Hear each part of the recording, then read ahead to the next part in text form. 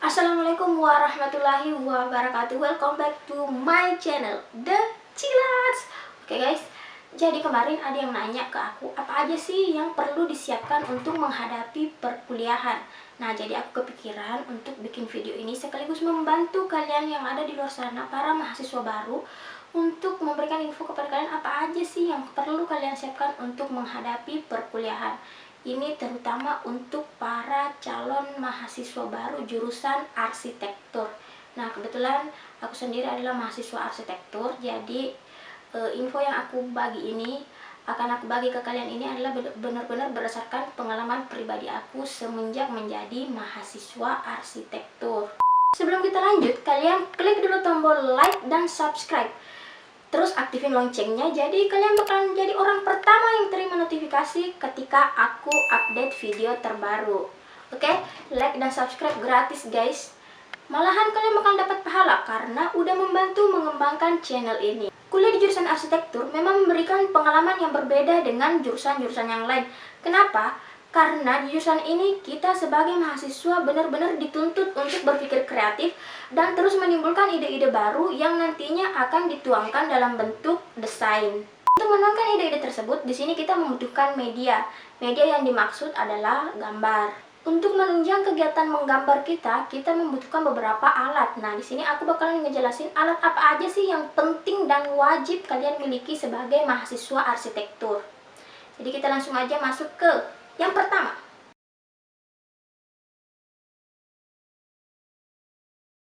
Yang pertama adalah pensil. Nah, pensil ini adalah senjata paling wajib bersarang di tas para mahasiswa arsitektur.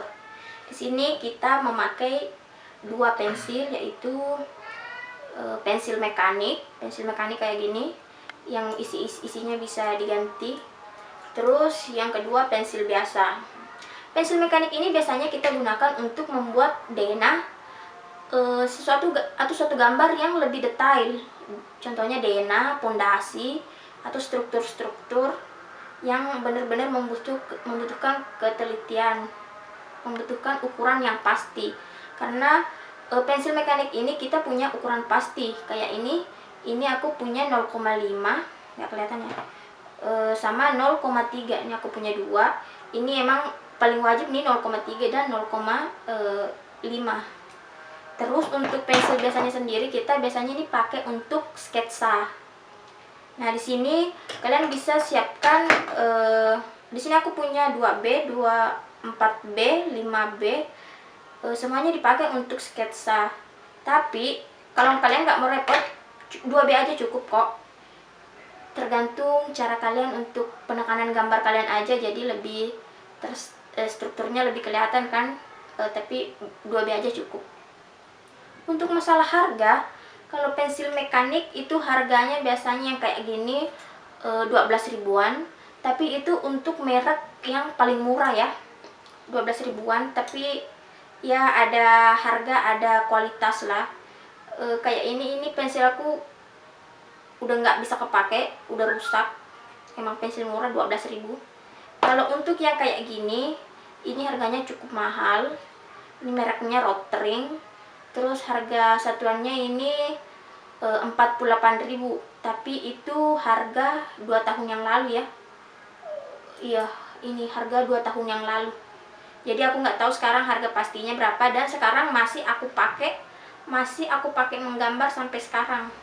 Jadi nggak apa-apa lah sedikit keluar sedikit uang, banyak ya, keluar banyak uang, tapi emang kualitasnya ada kan, sampai sekarang masih dipakai.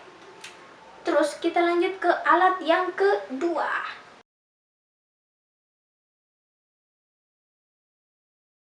Nah, alat kedua yang nggak kalah pentingnya dari pensil yaitu penggaris. Ini namanya penggaris berpasangan. Ini emang satu setnya, ini emang dua, satu segitiga siku-siku, satunya segitiga sama sisi. Jadi ini tuh bicara tentang penggaris, aku saranin kalian beli yang agak mahal. Karena kenapa? Yang murah tuh cepat rusak. Ini biasa ini sentimeternya apa sih, ini ukurannya tuh cepat hilang, terus pinggir-pinggirannya jadi cepat keriting gitu. Jadi membuat gambar kerja kita jadi kotor, jadi itu merusak banget, enggak banget gitu loh. Jadi mendingan kalian langsung beli aja yang lumayan mahal tapi memang bermanfaat gitu kan. Biasanya ini harganya sepasangnya sekitar 70 ribuan kalau nggak salah, 70 ribuan lah ini satu setnya. Kalau merek Crofting ratusan ribu, tapi ini Seagull aja udah cukup kok. Selanjutnya kita juga punya penggaris mal. Nah kayak gini, ini namanya mal lingkaran. Ini biasanya kita pakai untuk bikin pintu, lingkaran-lingkaran pintu gitu, atau lengkungan-lengkungan yang ada di Dena. Nah ini juga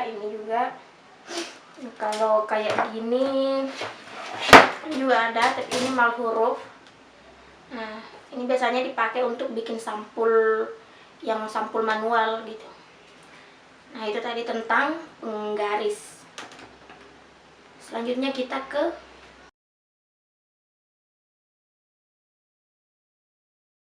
alat yang penting yang ketiga, itu adalah ini nih. Nah ini tabung gambar. Ini aku punya yang kecil, aku juga punya yang sedang, tapi enggak usah lah. Ini intinya ini tabung gambar itu gunanya untuk nyimpen gambar-gambar kerja kita biar nggak kotor, nggak kena air, intinya bakalan sia-sia banget gitu kalau kita begadang sampai pagi kerja gambar tapi ujung-ujungnya gambarnya rusak kan. Jadi mendingan cari aman pakai ini. Aku pernah ngerasain waktu itu hujan dan aku masukin di tas, tapi ternyata tembus dan rusak dan ujung-ujungnya ditolak. Jadi mulai dari itu aku pakai ini. Oke, ini alat penting yang ketiga ya. Selanjutnya kita masuk yang keempat.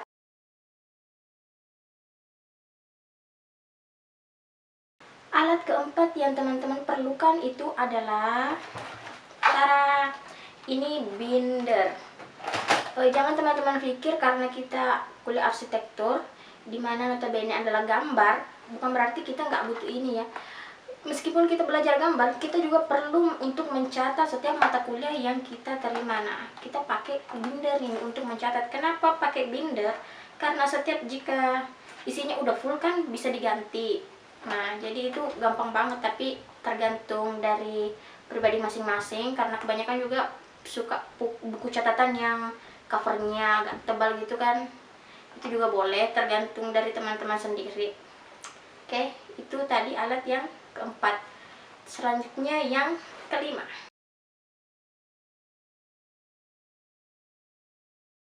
Nah, peralatan yang kelima dan paling penting juga itu adalah kertas.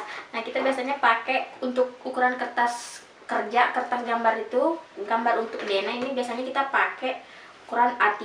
Ini A3 karton.